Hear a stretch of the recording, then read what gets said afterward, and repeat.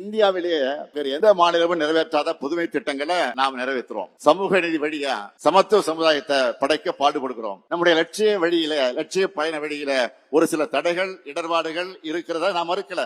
உடனே சில பேர் அதை மட்டும் பெருசுபடுத்தி அரசியலாக பார்க்க என்னென்ன பேசுறாங்க. இதுதான் பெரியார் மண்ணா, இதுதான் அம்பேத்கர் மண்ணான்னு கேள்வி கேட்கிறாங்க. ஒரு இடத்துல நடந்த சம்பவத்தை முழுசா புரிஞ்சிக்காம, அதில் அரசோட செயல்பாடுகளை தெரிஞ்சிருந்தாலும் திட்டமிட்டு வதந்திகளை பரப்பி நம்ம திராவிட மாடல் அரசுக்கு கெட்ட பெயரை உண்டாக்க வேண்டும் என்று நினைக்கக்கூடியவர்களுக்கு நான் சொல்லிக்கொள்ள விரும்புவது, உங்க மதவெறி சாதிவெறி எண்ணம் இந்த பெரியார் மண்ணில, அம்பேத்கர் கொள்கை உரம் பெற்ற இந்த மண்ணில ஒருபோதும் நிறைவேறாது. இந்த ஸ்டாலின் இருக்கும் வரை உங்களால் அதை நிறைவேற்றவும் முடியாது. தந்தை பெரியாரும் புரட்சியாளர் அம்பேத்கருமே தங்கள் வாழ்ந்த காலத்திலேயே இது போன்ற பல நெருக்கடிகள் எல்லாம் எதிர்கொண்டு எதிர்நீச்சல் போட்டுத்தான் லட்சிய பயணத்தை தொடர்ந்தாங்க.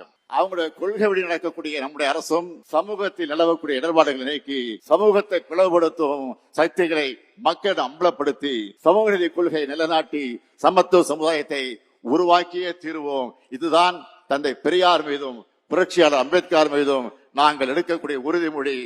ஆதிதிராவிட பழங்குடியினர் விழிப்புணர்வு கூட்டத்தில் உரையாற்றின நான் 5 இலக்குகளை குறிப்பிட்டேன். முதல் இலக்கு கல்வி, வேலை வாய்ப்பில அவங்களுக்கு உரிய இடங்கள் பெறணும். 2வது இலக்கு சமூக அமைப்பில அவங்க எந்த சூழலையும் புறக்கணிக்கப்படக்கூடாது. 3வது இலக்கு எக்காரணம் கொண்டும் சாதியின் பெயரால தடுக்கப்படக்கூடாது. 4வது இலக்கு அரசியல், பொருளாதாரம், கல்வி ஆகிய அனைத்து மட்டத்திலையும் அவங்க வளர்ச்சி உறுதி செய்யப்படணும். 5வது இலக்கு எல்லாருக்கும் எல்லாம் கிடைக்கணும். இந்த சிந்தனை கொண்ட அரசாகத்தான் திராவிட முன்னேற்ற கழக அரசு தொடர்ந்து செயல்படுது, இனியும் செயல்படும் என அண்ணல் அம்பேத்கருடைய நினைவு நாளில் உறுதி கூறி நிறைவு செய்கிறேன். நன்றி, வணக்கம்.